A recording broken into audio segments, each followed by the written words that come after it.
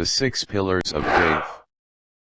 First, knowledge of God Almighty, knowledge of His most beautiful names and supreme attributes, and knowledge of the evidence of His existence and manifestations of His greatness.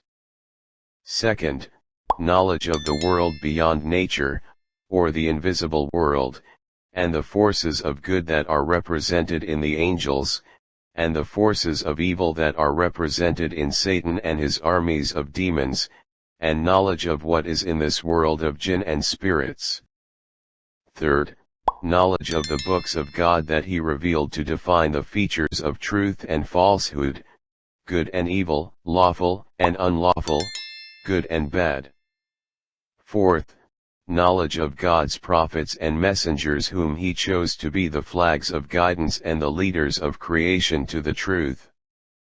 Fifth, knowing the last day, and what it contains of resurrection and reward and punishment, heaven and hell.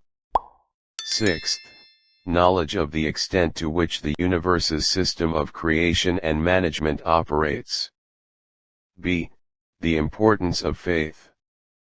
The knowledge of God can ignite noble feelings, awaken the senses of goodness, nurture the faculty of observation, inspire the pursuit of the most honorable and honorable matters, and distance one from the despicable and foolish deeds.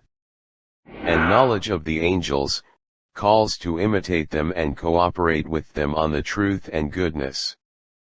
It also calls for full awareness and complete vigilance, so that only what is good comes from a person, and he only acts for a noble purpose. And knowledge of the divine books, it is recognition of the rational approach that God has drawn for man so that by walking on it he may reach his material and moral perfection. And knowledge of the messengers, what is meant by it is to draw their line, to adopt their morals, and to follow their example, given that they represent the righteous values and the clean life that God wanted for people. Knowledge of the last day is the strongest motivation for doing good and avoiding evil. Knowledge of destiny, it provides one with strength and energies that defies all obstacles and difficulties, and without which great events are reduced. Characteristics of the Creed. Divine from God.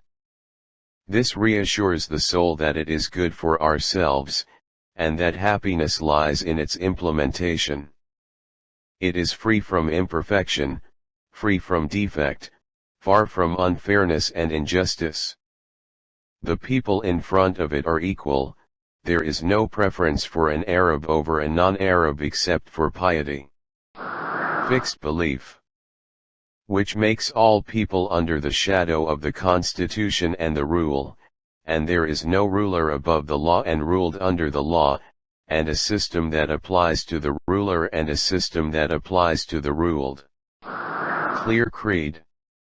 There is no complexity or ambiguity in it, and it can be summed up in the fact that behind this wonderful, coordinated, perfect world is a single Lord, whose creation and organization has no partner, no likeness, no companion, no son. Middle creed. You will not find in it exaggeration or negligence, for it is a middle ground between those who deny everything supernatural that their senses do not reach, and those who prove to the world more than one God. Doctrine of advance evidence.